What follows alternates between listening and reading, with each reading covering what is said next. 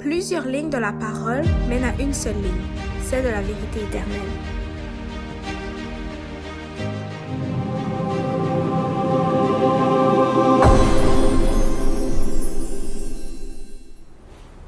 Bonjour à tous, à ceux qui nous écoutent en ce moment pour notre émission « Allons à l'école du sabbat ».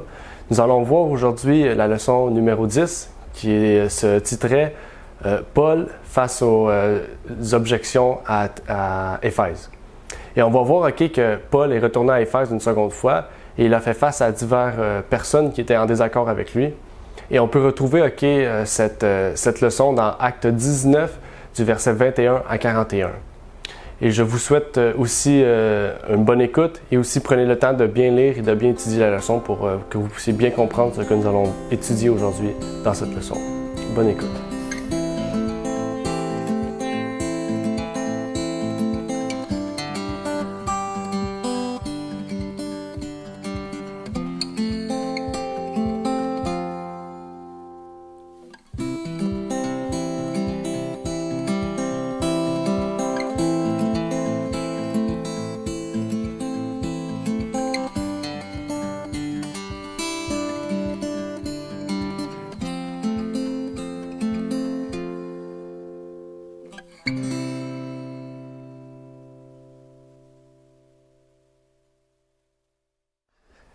Donc, bonjour à tous. Aujourd'hui, nous allons voir dans cette leçon plusieurs choses intéressantes, plusieurs aspects que peut-être que nous n'avons pas vus dans la leçon. Et aujourd'hui, je serai accompagné d'un invité que vous voyez couramment, Stéphane. Bonjour à tous.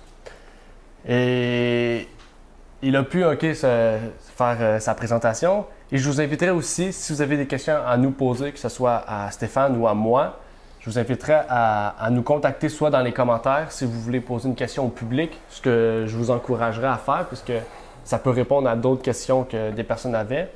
Ou si vous êtes quelqu'un de timide ou quelqu'un qui aime mieux poser ces questions en privé, vous pouvez aussi le faire sur gmail.com. Et avant, dans le fond, d'entrer dans le vif du sujet, je t'inviterai à prier pour nous. Tendre bon Père Céleste,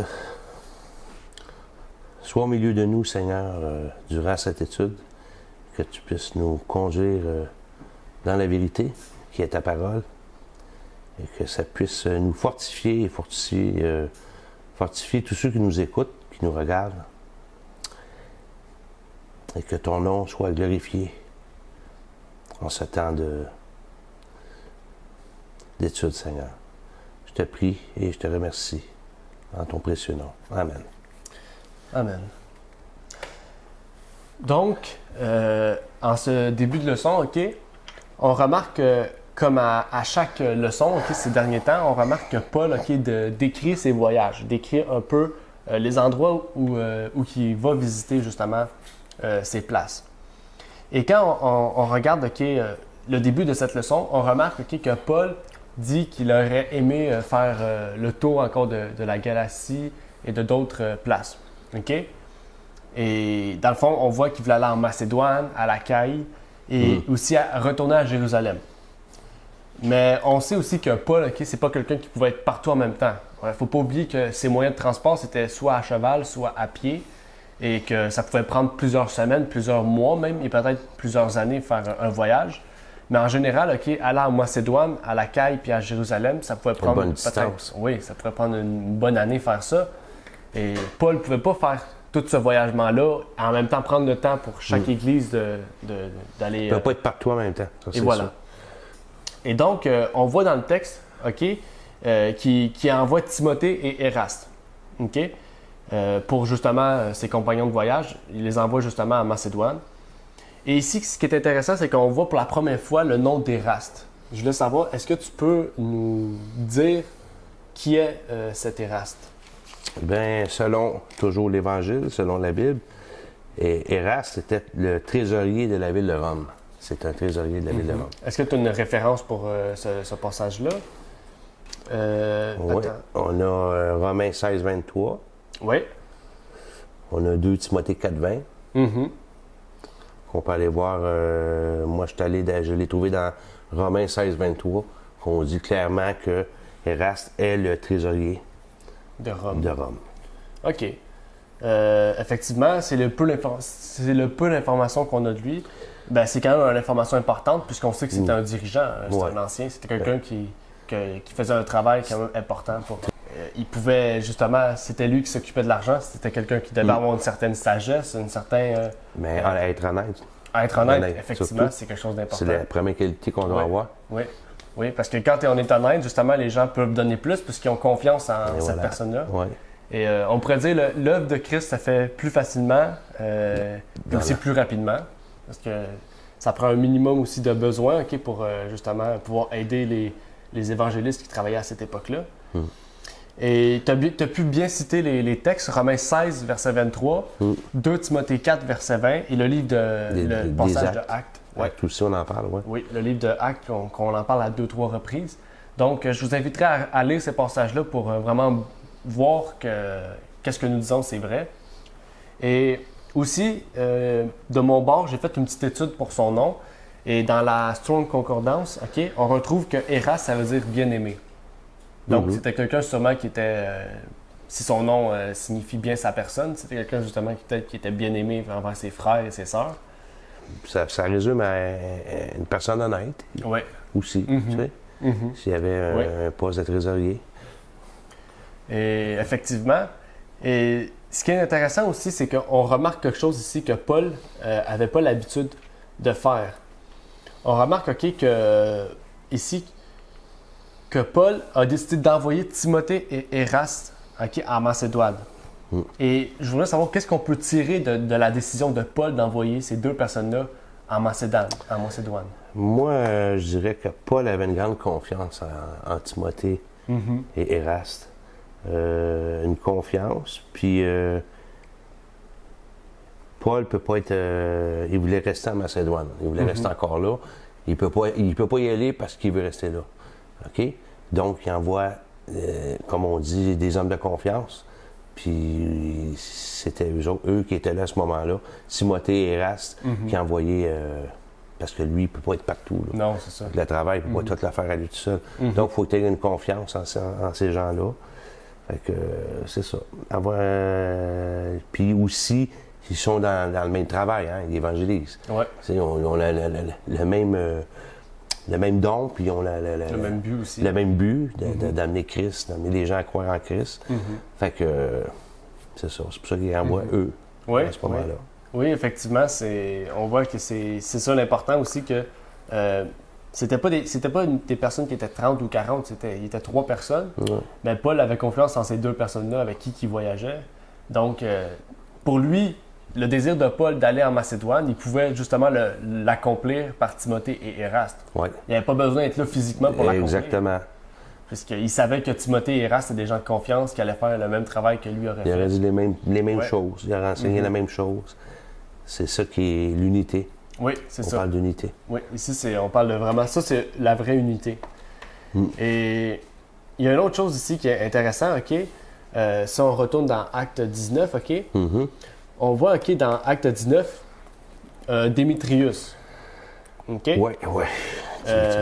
On remarque par la suite que la présence de Paul n'a pas plu à Démétrius, Pourquoi sa présence, elle n'a pas plu à Démétrius? Bien, Démétrius, il faisait des sanctuaires de Diane, moi, ce que j'ai trouvé, en argent, et lui procurait un grand profit aux ouvriers, avec ses ouvriers, ceux qui travaillaient pour lui.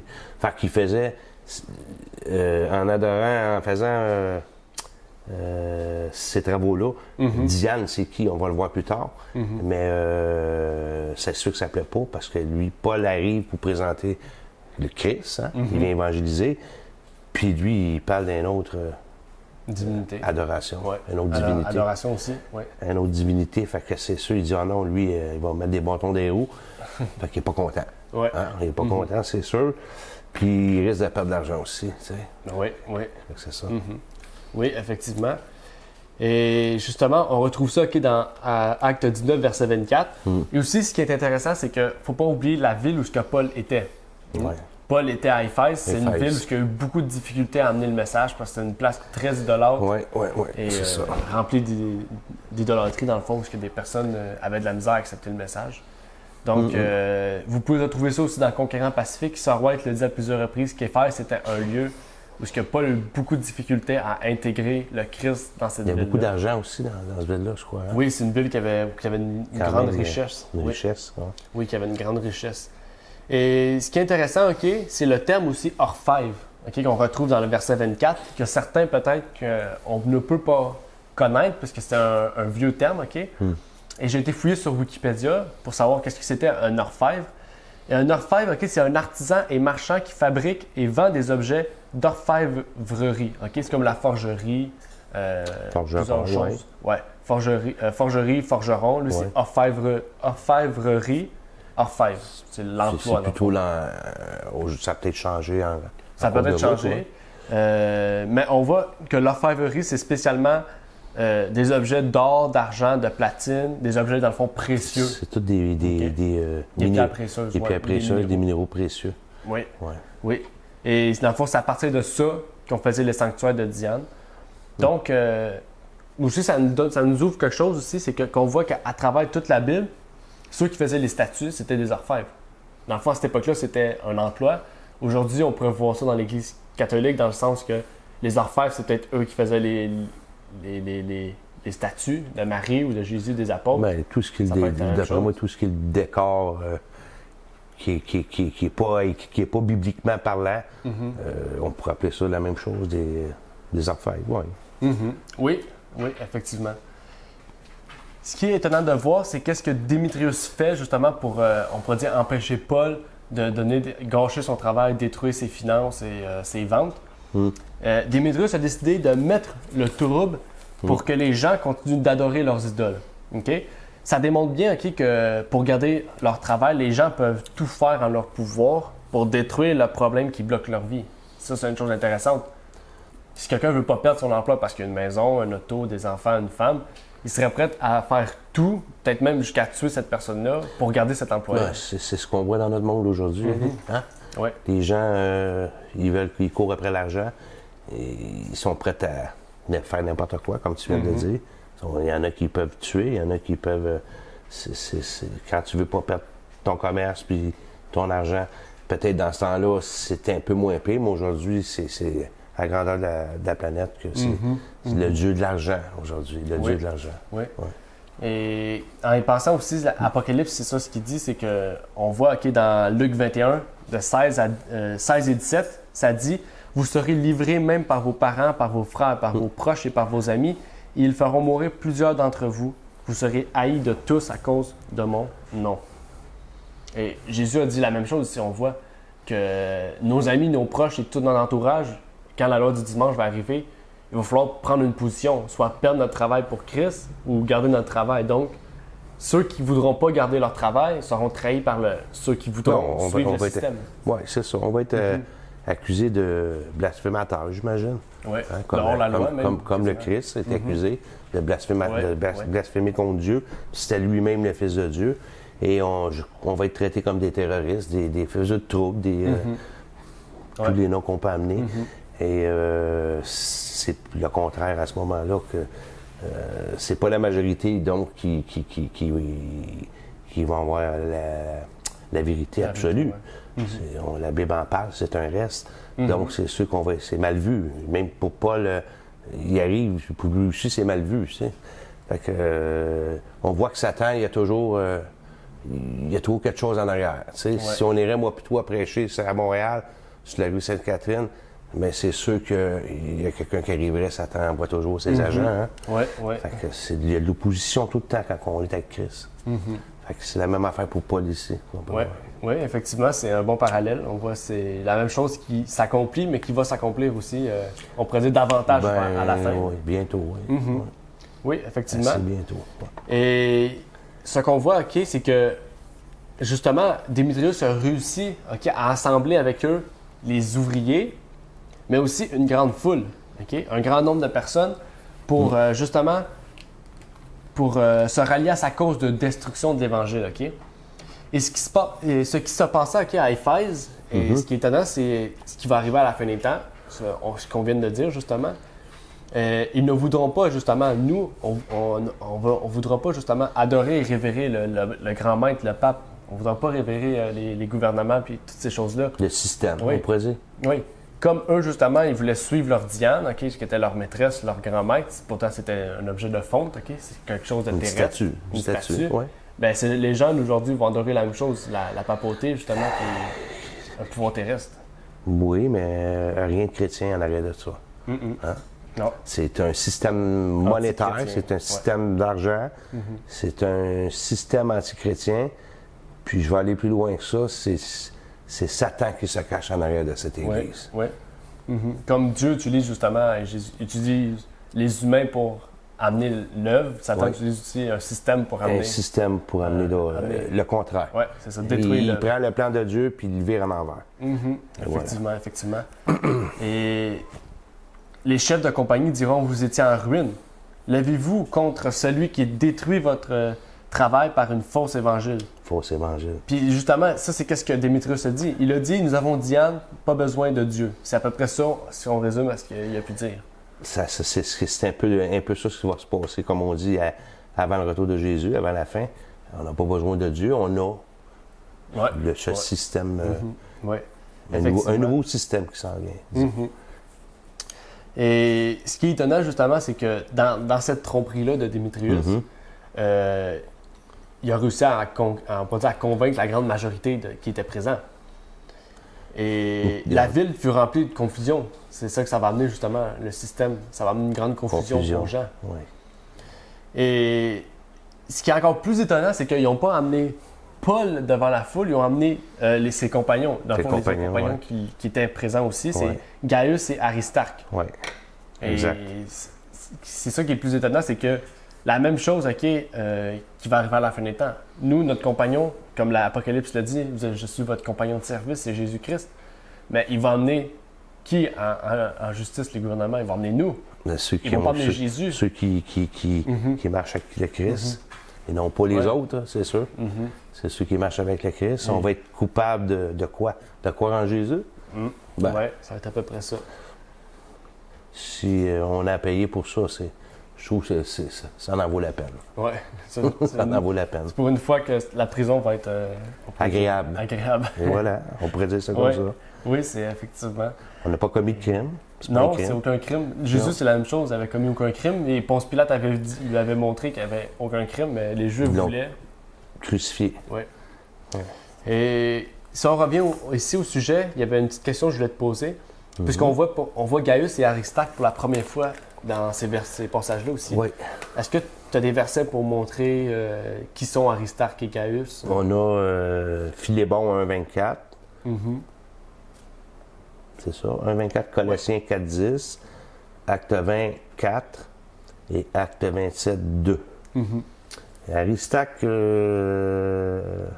Ouais, ça c'était Aristarque, je pense. oui, ben lui, il a voyagé souvent avec Paul. Il était, disons qu'il travaillait avec Paul. Ouais. Quand même, il était le compagnon de service de Paul assez souvent. Ouais. Ce qu'on dit. Et j'ai trouvé que l'autre, c'est Gaius. Gaius, oui. Gaius. C'est un ancien. Il est ancien. Ouais. Ce qui définit Un ancien, on pourrait dire un dirigeant local. un dans dirigeant le sens, local. ça. Un peu. Diacre, ça serait-tu la même chose? Pourrait-tu être la Non, même chose? un diacre, c'est... Non. Si on pourrait résumer pour toi, je pourrais résumer un peu. Un pasteur, dans le fond, c'est une forme de... C'est quelqu'un qui travaille localement aussi. Mais en général, c'est quelqu'un aussi qui est appelé à non seulement travailler localement, mais à établir les églises. Se déplacer, les Ok, bouges. un peu comme Paul. Ouais. Tandis qu'un ancien, c'est vraiment la personne qui dirige localement l'église en Dans l'absence l'église. du pasteur, Ok. dans le fond. C'est ça le job d'un ancien. Ok. Mais un diacre, un pasteur, un ancien, ils peuvent baptiser, ils peuvent faire la Sainte Seine, ils peuvent marier. Mais je pense que... Ok? Ils peuvent tous faire la même chose. OK. Dans le fond, qu'est-ce qui change? Qu'est-ce qui change, c'est pas qu'est-ce qu'ils peuvent faire, mais c'est le travail qu'ils font. OK. OK? Mettons, un diacre fait un travail différent qu'un ancien, mais les deux peuvent faire la même chose, dans le sens qu'ils peuvent baptiser, comme je viens de dire, ils peuvent, quoi d'autre? Baptiser, marier, etc., etc. Dans le sens marier, on l'appelle la bénédiction nuptiale, c'est pas le mariage en tant que tel, Ouais. c'est la Ouais, bénédiction nuptiale qu'il peut faire, c'est ça OK. qu'on fait. C'est pas le sens du mariage, là, c'est plus compliqué que ça.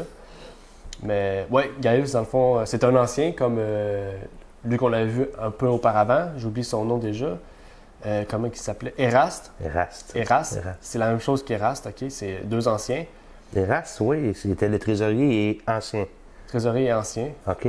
C'est ça?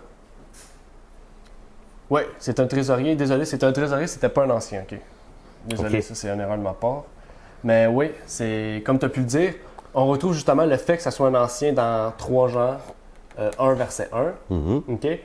Et Gaius, on parle aussi de lui dans Romains 16, verset 23. Oui, exactement. Et aussi, on voit qu'on sait d'où ce qu'ils viennent aussi. Aristarque vient de Thessalonique. Tu as pu dire le texte tantôt, Acte 27, verset 2, qui le dit. Mhm. Et Gaius venait de Derbe, OK, dans Acte 20, verset 4. Et il ne faut pas oublier aussi que Paul, c'était quelqu'un qui baptisait pas beaucoup de gens. OK? Il l'a dit lui-même dans 1 Corinthiens 1, verset 14. Et une des personnes qui a pu baptiser, c'était Gaius, dans le fond. La, Oui, tu veux mais dire la quelque question, chose? pourquoi Paul n'a pas eu la chance? C'est-tu parce qu'il y en avait d'autres qui le faisaient à sa place, les autres disciples? Parce qu'on voit que dans le Nouveau Testament, on voit beaucoup Paul. C'est souvent Paul, mais les autres, Pierre et les autres, j'imagine qu'ils baptisaient, ils faisaient autre chose. Oui, Pierre, avec Corneille, on a vu qu'il a baptisé lui et Ouais. sa famille. C'est ça.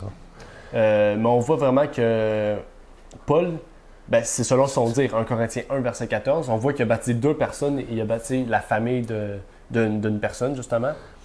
Peut-être que lui, comme il a pu le dire, il semait, tandis que les autres, ils venaient, on pourrait dire, pas cueillir, mais ils venaient arroser. Donc peut-être que Paul venait semer, mais lui qui venait après lui était prêt pour, justement, ces gens-là étaient prêts pour le baptême, donc il les baptisait. Il avait mis la semence dans le Ouais. cœur. Paul passait, il laissait une semence.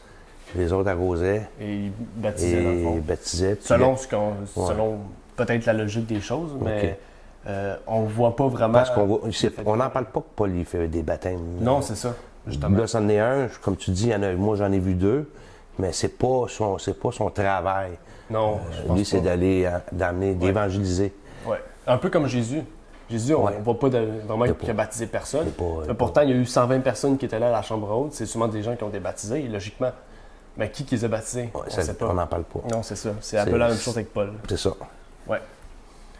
Et tu as pu bien répondre à la question. Dans le fond, pour les références, on va les répéter pour être sûr. Pour Gaius, Romains 16, verset 23, 3 Jean 1, verset 1, Acte 20, verset 4 et 1 Corinthiens 1, verset 14. Et pour Aristarque, c'est Philémon 1, verset 4, Colossiens 4, verset 10, Acte 20, verset 4 et Acte 27, verset 2. Et aussi pour Aristarque, son nom signifie qui gouverne le mieux ou le meilleur chef. Donc c'était sûrement quelqu'un qui avait, on pourrait dire, un bon leadership, un peu comme Moïse, OK? Malgré tout, qui était timide. Au travail de ces années, il a pu développer un leadership. Dieu nous donne des dons. des fois des Ouais. qualités qui sont en nous nous, on ne sait pas. Non, c'est ça. Et Dieu les développe Ouais. tranquillement et on voit qu'on devient des leaders ou des enseignants ou des évangélistes. Oui, effectivement. C'est ça qui est le fun avec Dieu. Oui, c'est ça que Dieu nous permet Il n'y a pas de limite. un peu de nous surpasser, entre guillemets, là, dans Ouais, un sens, ouais, on peut voir ça exactement. comme ça. Et si on retourne au texte, on est rendu au verset 28 et 29 de Acte 19. Et on remarque une chose intéressante aussi que j'aimerais porter une attention. Dans le camp meeting de Pasteur Bolotte, OK, qui a eu lieu en fin août, on a pu parler de ce thème-là. OK? Le thème, c'est le théâtre. Il y a un prédicateur, je sais, de la Martinique, j'oublie son nom, il a pu parler justement de ça. Aujourd'hui, j'aimerais qu'on puisse aussi en parler un peu, parce que aujourd'hui, le théâtre, c'est peut-être moins commun, mais il y a une autre chose qui ressemble au théâtre qui est plus commun. Ben, Et le cinéma. le cinéma, effectivement, c'est ça. Aujourd'hui, J'avais pas c'est dit le ça. mot, mais tu l'as dit. Ouais, c'est le cinéma. Oui, C'est la même chose. Le théâtre, c'est un art, mais le cinématographique, OK, la cinématographie, c'est un art aussi en tant que tel. OK? Ouais. Dans le sens, un art, ça ne veut pas dire que c'est bien. Un art, c'est juste pour dire qu'on sait dans le monde qu'il y a certains arts, OK? La peinture, le théâtre, etc., etc. Et justement, ma question ici à t'apporter, c'est comment, OK, j'ai marqué comment Sir White voit le théâtre, mais comment toi aussi ou moi, on va discuter de ça.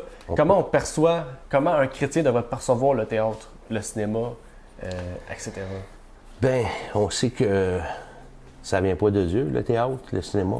Ça vient des hommes. Oui, on l'a vu ici dans Acte 20. Et ce que les hommes touchent, si ils ne sont pas avec Dieu, sont avec qui? L'inverse de Dieu, c'est le diable, Satan. Alors, c'est sûr que dans les films que les gens vont voir au cinéma, aujourd'hui, surtout aujourd'hui, puis des années, plusieurs années, on voit beaucoup de choses sataniques, sensuelles, des choses qui ne conviennent pas à des gens chrétiens. Les gens qui croient en Jésus ne devraient pas aller au théâtre, puis au cinéma. Ça ne convient pas parce que ça nous met de l'immoralité en tête, des mœurs. Oui. On voit toutes sortes de choses. De la violence, de la nudité, de la sensualité. C'est à l'infini, Ali. Oui, effectivement. Je pense pas que c'est notre place. C'est pour ça que nous, on y va plus depuis plusieurs années. Alors, on a compris que on ne peut pas être chrétien puis écouter ça, ça ne fit pas. Là. Ça va pas ensemble. Ça va pas ensemble. Oui, effectivement. Si on fait un cours parallèle, OK, le théâtre, OK, c'est quelque chose qui existe depuis... Ça fait longtemps. Depuis, je pense que la première personne à parler du théâtre, OK, parce qu'on ne sait pas vraiment la formation, mais la première personne, on sait en parler dans ses écrits historiques, OK, c'est dans le temps des philosophes, c'est-à-dire avant Jésus-Christ. OK? Oui. Puis là, on le retrouve dans Acte 19, c'est-à-dire que c'est quelque chose qui a été créé par les hommes. OK? Oui. C'est pas quelque chose qui venait de Dieu, comme par exemple la musique qu'on retrouve dans Genèse. Là. Ici, on retrouve vraiment ça par rapport au monde. OK? Oui. Et logiquement, OK, le théâtre, il faut pas oublier, à cette époque-là, OK, il fallait se déplacer pour aller le voir. Il n'y avait pas accès à la télévision, accès à quelque chose, moyen de télécommunication pour voir. Il fallait qu'il se déplace, il fallait qu'il paye pour accéder à ce contenu-là. Exactement. Donc, dans le fond, tu payes pour quelque chose qui n'est pas bien. De un, c'est de l'argent mal placé. Surtout que c'est Dieu, en plus, qui nous permet d'avoir, de nous bénir justement pour avoir un travail, ces choses-là. Et deuxièmement, quand tu assistes à ces choses-là, tu vois des scènes, justement, que ça peut être des scènes de meurtre, du semblant de meurtre, ça peut être, comme tu as dit, sexualité, ça peut être les mœurs, mauvais mœurs, etc. Il y a beaucoup, il y a tellement de choses. Okay? Ouais. Et surtout à ça, avec le cinéma, le développement de la technologie, c'est encore plus pire. C'est pire. Parce que, justement, on voit des choses sataniques, on peut voir des choses malsaines, mais c'est pas... C'est vraiment les personnes qui font les films, c'est du monde qui ont étudié le cerveau, hein, qui ont étudié comment le cerveau réagit face à ces images-là, sans vraiment que nous, on peut s'en rendre compte. Ça touche vraiment le lobe frontal, et le lobe frontal, c'est où qu'on pense. On dit qu'un film, qu'on écoute un film, ça reste 30 ans dans notre subconscient. 30 ans. Oui. Selon les recherches que j'ai faites, c'est 30 ans. Donc, si ça reste 30 ans, puis on écoute, je sais pas, au moins 3 ou 4 films par semaine, c'est beaucoup de mauvaises choses. Surtout si les films, en plus, sont en contenu inapproprié. Là, inapproprié. On pourrait voir ça magane le cerveau dans un sens, psychologiquement. Ça distrait, mais sans s'en rendre compte, ça détruit le cerveau. Ouais. Ça ne donne pas d'informations. Si tu vas chercher quelque chose tu cherches quelque chose pour te nourrir, c'est correct, pour nourrir ton cerveau de bonnes choses. Ouais. Mais ça, quand tu écoutes ça, c'est pas des bonnes choses. Donc, il n'y a aucune nourriture qui est bonne pour ton cerveau là-dedans, si on peut parler de même. Je pense que la Bible est la meilleure nourriture qu'on peut avoir. Oui. Effectivement. Moi, je vois pas autre chose. La télé, c'est un piège de Satan. Qui utilise très bien. Oui, effectivement. C'est quelque chose qu'il utilise très bien. Puis c'est ça, quand on parle de salle de théâtre, aujourd'hui, salle de cinéma, c'est c'est comparable, OK? On paye un prix considérable pour aller voir un film qui est inadéquat en tant que chrétien, qui est anti-biblique quasiment, si on peut quasiment dire ça. Anti-biblique. Oui. OK? Et il ne faut pas oublier aussi que même à la maison, ça nous touche aussi. Hein? C'est parce qu'à la maison, c'est nous qui choisissons notre contenu. Un film de cinéma qui se retrouve en DVD, on pourrait dire disponible au public, on peut le retrouver sur Internet en payant par Netflix, Disney+, Apple TV+. Ça tient le monde dans les maisons, ce que moi je trouve qui n'est pas tellement bon. Non, c'est pas les gens se parlent moins, c'est sûr. On vit dans individualiste. On se referme sur nous autres. C'est pas la télé, elle n'a pas apporté grand-chose de bon. Non, ouais. Internet aujourd'hui, c'est autre chose.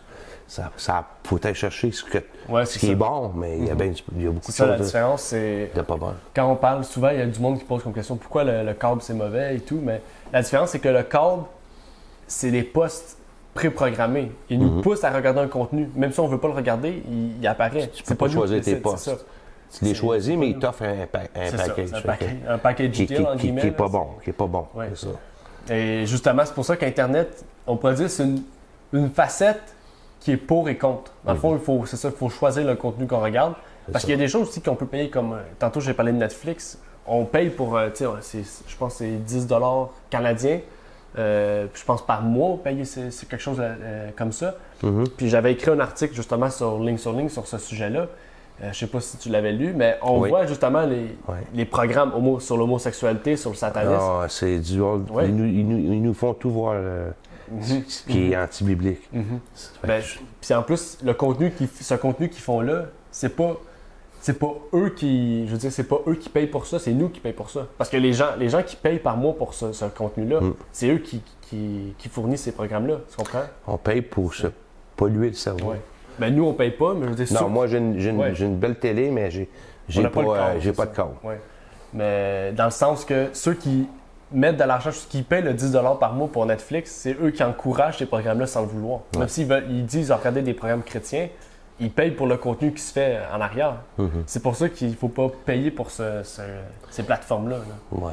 Puis... justement, c'est ça qui est intéressant aussi, c'est que le cinéma, il y a des chrétiens qui peuvent l'utiliser pour montrer des films chrétiens, OK? Ils peuvent montrer, ça peut être des, comment on appelle ça? Des documentaires, et ça peut être des faits historiques. Donc, il y a quand même une bonne facette. Ça, c'est autre chose. Oui. Ça, c'est intéressant. C'est ça, c'est une bonne facette, on pourrait dire, du cinéma, dans le sens, là, c'est que on peut l'utiliser pour... chercher du contenu qui nous pousse à savoir, des connaissances, dans le fond. La connaissance. Toujours avoir de la connaissance. Oui. Ouais. Et au lieu de l'inverse, c'est que ce que ça amène, ça nous amène... moi, je pense que ça nous amène à moins réfléchir. Tu sais, la télé, puis tout ce qu'on nous donne aujourd'hui, ça nous affaiblit intellectuellement. Je crois. Tu sais. Mais parce que ça nous pousse à moins chercher. À moins chercher. C'est plus facile. C'est un divertissement. Ouais.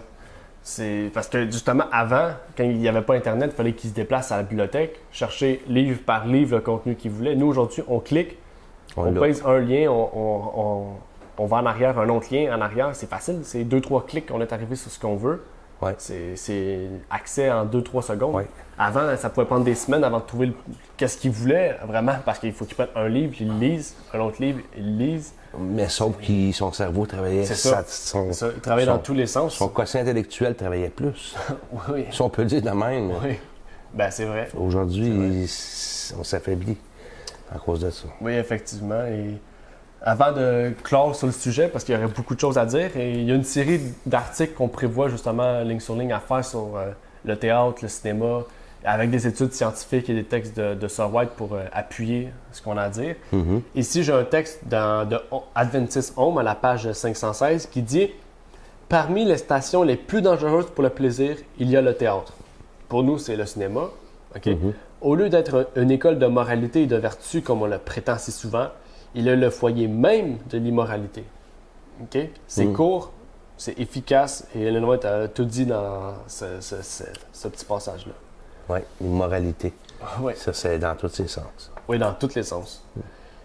Et si on continue, OK, on était rendu au verset 30 ou 31. On voit, OK, qu'on parle du temple de Diane. Et ça, ce passage-là, je pense que c'est le verset 30. Il met en parallèle avec une note. Et la note nous explique comment était le temple de Diane.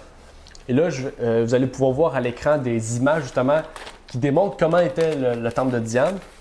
Et j'aimerais faire un parallèle ici avec les églises catholiques. Est-ce que tu pourrais nous faire un court parallèle sur ça? Bien, moi, j'ai fait une recherche sur Wikipédia. Il y a beaucoup de choses qu'on peut trouver concernant le culte de Diane. Mais justement, c'est un temple. Ils en ont fait un temple, un lieu d'adoration ou un lieu de culte. Fait que on parle de, tu me dis de faire un parallèle avec l'Église catholique. Ben, l'Église catholique, il y a des statues. On prie des fois devant les statues. Ce qui est ce que Dieu, qui est le deuxième commandement, ce que Dieu nous dit de ne pas faire. Parce que Jésus, on ne sait pas à quoi il ressemble. On prie, on y croit. La foi, c'est ça. On peut pas se faire une image de Dieu. Eux, ils prient devant la Sainte Vierge, ils prient devant Jésus, ils prient les anges, ils prient les humains, peu importe, les morts. Donc, on pourrait dire que ça se rapproche. Et puis, c'est une construction qui est assez... je pense qu'elle fait partie des merveilles. Hein? Le temple de Diane? Oui. Je pense qu'il a été détruit. Ben, ça a fait partie très longtemps d'une des merveilles du monde. C'est ça, OK. Oui. Puis, c'est une vieille construction comme on peut voir le Vatican. Oui. Hein, c'est des constructions qui ont duré des années. Ça fait des années que c'est là. Ouais. Puis, qui a payé pour ça, si on fait le lien? C'est le monde. C'est le monde. C'est tout le monde. Oui, c'est un business. Oui. On peut dire ça comme ça, c'est un commerce. Comme eux, c'était un commerce aussi. Oui, oui, parce que sinon le monsieur Démétrius ne serait pas fâché justement contre ça. Ouais.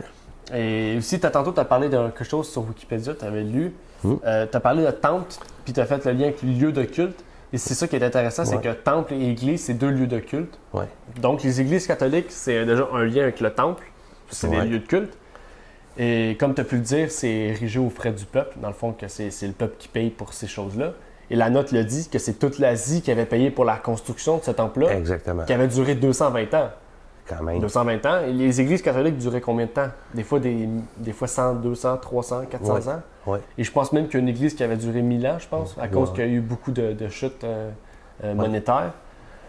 Et justement, c'est ça. Puis les églises catholiques aussi sont considérées comme des monuments historiques. Hein? La cathédrale de Notre-Dame qui a pris feu l'autre fois, l'année passée, on avait vu ça à la télé, justement par les nouvelles. Et ce qui est étonnant, c'est que ça n'a pas pris beaucoup de temps avant que ça soit reconstruit. Okay? Pas seulement par les catholiques, par les protestants et les adventistes. Il y a beaucoup d'autres églises qui ont payé pour la reconstruction. Oui. Pourquoi? Ouais. Je sais pas. C'est peut-être parce que c'est un monument historique, c'est peut-être pour ça. Oui, mais il y a des gens qui mangent pas. Je sais pas. Non, là, on peut faire le lien. Moi, je trouve que... Ben, c'est pour ça, justement, que c'est pas des lieux appropriés où ce qu'on devrait adorer. Non, je pense pas. Je crois pas à ça. Non. Et si on continue, OK, par la suite, on voit que Paul voulait se présenter devant le peuple. Okay? On se rappelle de ça. Il ne voulait pas que l'on accuse à tort ses compagnons de voyage qui n'avaient rien fait. OK? Parce que c'était pas ses compagnons qui avaient fait quelque chose, ça serait, dans le fond, les gens accusaient lui. Mais les frères, OK, présents lui en empêchèrent, OK? Les frères, dans le fond, eux qui étaient chrétiens, qui étaient là. Et même les asiarches, OK, qu'on retrouve dans le texte, le terme asiarque ou asiarche dans le passage 31. Asiarche, oui. Oui, selon les versions. J'ai fait une courte recherche dans la Strong et je vais lire la définition, dans le fond, de la concordance. Ça dit « Chef dans la province romaine d'Asie. Chacune des villes de l'Asie proconsulaire, okay, assemblait ses plus honorables citoyens lors de l'équinoxe d'automne pour présider au jeu de l'année donné à l'honneur des dieux et de l'empereur romain. » Dans un théâtre, dans un colisée. Une assemblée générale se tenait à Éphèse ou Smyrne ou Sardes pour élire 10 membres, puis le proconsul en choisissait un qui présidait. Okay? Donc, les asiarches, c'était des gens qui étaient haut placés, entre guillemets, qui étaient choisis par l'empereur, par ces gens-là, pour présider au temple de Diane, justement, aux personnes qui étaient rassemblées pour ça. Ouais. Donc, c'était des gens, on pourrait dire, importants à court moment, puisque c'était une fois par année, ces choses-là. Et pour plusieurs raisons, OK, qu'on va voir plus tard, comme le fait que personne ne pouvait leur faire du mal sans avoir passé devant le tribunal. Les asiarches, eux, je connaissais la loi. Ils savaient que Démétrius et ces gens-là ne pouvaient rien faire à Paul et à ses amis parce que, justement, dans la rue, ils ne pouvaient pas faire ces choses-là. C'était illégal. Comme aujourd'hui, si tu frappes quelqu'un dans la rue, c'est illégal. Ouais. Même s'il a fait quelque chose de mal, il faut que tu l'amènes devant un tribunal pour qu'il puisse être passible de prison, ou etc. Ouais. Mais ici, les asiarques ils ont voulu faire remarquer la même chose. Dans le fond, tu n'as pas besoin d'y aller, ils vont rien faire, ils n'ont pas le droit. Et justement, ce qui est encore plus étonnant, c'est que la foule par la suite, ils criaient sans aucune raison valide. Il n'y avait aucune raison de crier, pourtant ils criaient. Et on remarque que les Juifs voulaient mettre un homme en avant qui les défendrait parce que les Juifs étaient pris un peu dans ce problème-là. Et ils ont mis, dans le fond, Alexandre en avant. Et les Éphésiens n'ont pas eu l'air d'aimer le fait que ce soit un Juif. Okay? Les Éphésiens, c'était une forme aussi... c'était pas des Juifs. Et il ne faut pas oublier aussi que les Juifs, c'était du monde qui cherchait souvent le trouble, qui était un peu chialeux pour aucune raison, parce que vous respectez pas la loi des Juifs, vous êtes des païens. C'est la loi, oui. Oui, c'est ça. C'était souvent la loi avant tout. Mais juste le fait que les Juifs ont voulu mettre Alexandre en avant, qui était Juif, la foule a continué de crier pendant 2 heures. Okay? 2 heures. Grande est la Diane, grande est la Diane. Okay? Pourtant, ils criaient, mais sans savoir encore la cause du rassemblement. Il y avait une confusion, là. Il y avait une confusion. Oui, oui. Justement, c'est ça, il y avait une confusion. Et c'est la même chose qui va avoir à la fin des temps. Les gens vont crier la paix, paix et sûreté, paix et sûreté. Mais ça va être une fausse paix. Une fausse paix, ils vont être dans la confusion. Les gens vont dire OK, mais on ne comprend pas. Puis il va être trop tard à un moment donné. Mais justement, Dieu va appeler un peuple à prêcher un message pour que ces gens-là puissent se réveiller. Les gens vont avoir le choix. Oui. Le choix et le temps, à ce moment-là, de choisir le Christ ou le système du diable, de Satan, effectivement, qui s'en vient. Parce que Dieu est amour, il va avertir chaque être humain et la fin viendra par après. Oui, effectivement. Et si on revient au texte, on est rendu au verset 35. On retrouve le secrétaire de la ville, qui leur dit que Paul n'avait rien fait de mal contre votre métier. Paul n'a pas attaqué aucune personne. Non. Paul a juste seulement dit la vérité, ce qu'il avait à dire sur la parole. Il n'a pas dit arrêtez d'aller voir Diane, c'est pas correct, une statue, tout ça. Il n'a pas dit ça. Il a présenté Jésus. Ceux qui acceptaient Jésus, là, ils pouvaient le représenter. Jésus n'est pas représenté dans ses pierres, Jésus n'est pas représenté par Diane. C'est là qu'il rentrait vraiment en profondeur du sujet. Ouais. Mais vraiment, Paul, c'était pas quelqu'un qui rentrait vraiment contre quelqu'un d'autre. Il se mettait à la hauteur des gens. Puis il essaie de trouver un terrain d'entente. Sans terrain d'entente. Il y avait du tact. Oui, c'est ça, c'est un tact. On peut dire, il y avait c'était son don, il y avait plusieurs dons, mais ça, il l'avait, tu sais. Tu vois quelqu'un qui adore quelque chose qui n'est pas comme toi, tu ne tapes pas dessus, puis tu le critiques pas. C'est le contraire. Tu peux dire, tu as des statues de Jésus dans ta maison ou des images. Tu dis, tu crois en Dieu, tu sais. C'est un peu ça qu'il faisait. Vous avez une grande croyance. Vous croyez en un Dieu inconnu, on l'a vu dans l'autre étude. Ben, là, il peut s'y prendre de la même façon. Vous croyez à une statue, mais Dieu, c'est pas une statue, mais il y a un Dieu qui existe. Oui, effectivement. Et ça va être l'exprime aussi, comme ce que tu peux te dire en ce moment, dans Conquérant Pacifique, à la page 262 et 263. Elle dit « La décision du secrétaire et des notables de la ville avait amené la foule à considérer Paul comme innocent de tout acte illégal. Une fois de plus, le christianisme triomphait de l'erreur et de la superstition. C'est comme qu'est-ce que les personnes avaient dit plus haut, là, qu'on avait vu, les asiarques. Ouais. Dieu avait suscité un magistrat réputé pour venger son serviteur et tenir en échec le peuple déchaîné. Le cœur de Paul débordait de reconnaissance envers Dieu. Grâce à lui, il avait la vie sauve et le christianisme n'avait pas été discrédité par l'émeute d'Éphèse. Ça s'est bien passé malgré tout. Ça fait 2 fois qu'on voit ça, justement. Parce que le peuple juif il reproche quelque chose à Paul, mais les rois païens, ils reprochent rien à Paul. Parce qu'ils disent, c'est pas notre problème, c'est le problème de la loi juive. C'est votre problème à vous. Nous, on s'en occupe pas. Et là encore, c'est à peu près la même chose. Paul n'a rien fait contre vous. Pourquoi vous vous rebellez? Si vous voulez vous rebeller, allez devant les tribunaux les jours que vous pouvez. Ben nous, on n'a pas rapport. Et pourtant, ici, on peut faire un parallèle avec Ponce Pilate, que lui, malgré tout, il ne voulait pas mettre en colère les Juifs, il a décidé de tuer Jésus. Mais s'il aurait fait comme ceux-là, Jésus ne serait pas mort. Mais pourtant, on sait que c'est ce que la Bible avait prédit dans Isaïe. Oui, il ne voulait pas soulever la ville parce que aussi, c'était Rome, c'était les Romains qui contrôlaient aussi il contrôlait la ville de Jérusalem. Fait qu'il ne voulait pas avoir de problème avec les Romains. Donc, ils ont dit, on va regarder les gens, tenir les gens calmes, puis on va faire crucifier Jésus, celui qui est pas coupable de rien. Non, c'est ça. Oui, effectivement.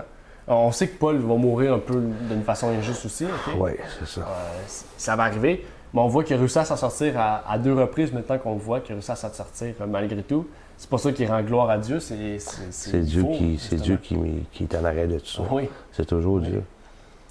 Et dans le fond, on voit que Sir White, je lis le texte ici justement que je t'avais dit tantôt, Conquérant Pacifique, on va le lire justement à la page 263 où ce que Sir White dit que Paul avait une lourde tâche à faire à Éphèse. Et elle dit « La tâche de Paul à Éphèse était terminée. Son ministère dans cette ville avait été une période de labeur incessante, de multiples épreuves, de profonds tourments. Il avait prêché l'Évangile en public et de maison en maison, enseignant et avertissant avec larmes les fidèles. Il s'était continuellement heurté à l'opposition des Juifs qui ne perdaient aucune occasion de soulever la haine du peuple contre lui. » Ça, c'est les Juifs, on peut dire qu'ils ne croyaient pas. C'est des Juifs qui ne croyaient pas en Jésus, ça. Ben non. Hein? Fait que Satan s'en servait pour aller contre Paul. Oui, c'est ça. C'est toujours la même. Mais Paul avait un grand courage, ça prend un grand courage, pareil, pour passer par des étapes comme ça, là. Multiples épreuves, profonds tourments. Il avait prêché l'Évangile en public, de maison en maison, enseignant et avertissant avec l'âme.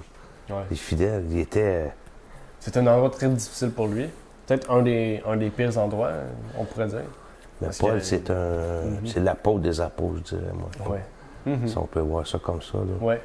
Il y a quelque chose. Mais c'est pas pour rien que Jésus l'a choisi. À Damas, il l'avait choisi. C'est parce que, justement, il voyait un grand don qu'il y avait en lui. Il faut regarder aussi comment il était fidèle quand il était un persécuteur. Il était fidèle dans sa parce qu'il y avait eu l'enseignement. De Gamaliel. Et voilà, l'enseignement quand même de la loi de Moïse. Dieu connaissait son cœur, il était fervent, il marchait droit, il était inflexible. Donc, il a dit, je vais aller le chercher, puis je vais l'emmener de mon côté. Et il a fait un travail colossal. Oui, effectivement. Avant de terminer, je veux savoir, est-ce que tu as un commentaire, un rajout, un sujet qu'on avait discuté, une question, peu importe? Non. Non? OK. On va terminer là-dessus et je vais terminer par une courte prière avant de clore ce moment. Notre Père qui est aux cieux, j'aimerais te prier, Seigneur, pour tout ce que nous avons étudié aujourd'hui, que tu puisses nous éclairer, nous permettre d'être toujours près de toi et de demeurer, Seigneur, dans ton amour. Que nous puissions être sanctifiés chaque jour, que nous puissions chercher davantage à ressembler à ton Fils Jésus-Christ, Seigneur, qui est mort pour nous, qui a donné sa vie, Seigneur, pour que nous puissions avoir la vie éternelle, Seigneur. Donc, permets-nous que nous puissions veiller jusqu'à la fin, demeurer jusqu'à la fin, Seigneur, et que nous puissions aussi être dans la vérité chaque jour de notre vie. Que tu puisses protéger chacun d'entre nous qui sommes ici présents et qui nous écouteront par la suite, Seigneur. Et je te prie au nom de ton Fils Jésus-Christ. Amen. Amen. Merci. Merci d'avoir écouté cette vidéo. Pour plus de contenu, abonnez-vous sur notre site Internet. Il est également possible pour vous de nous suivre sur notre page Facebook et de nous contacter par email.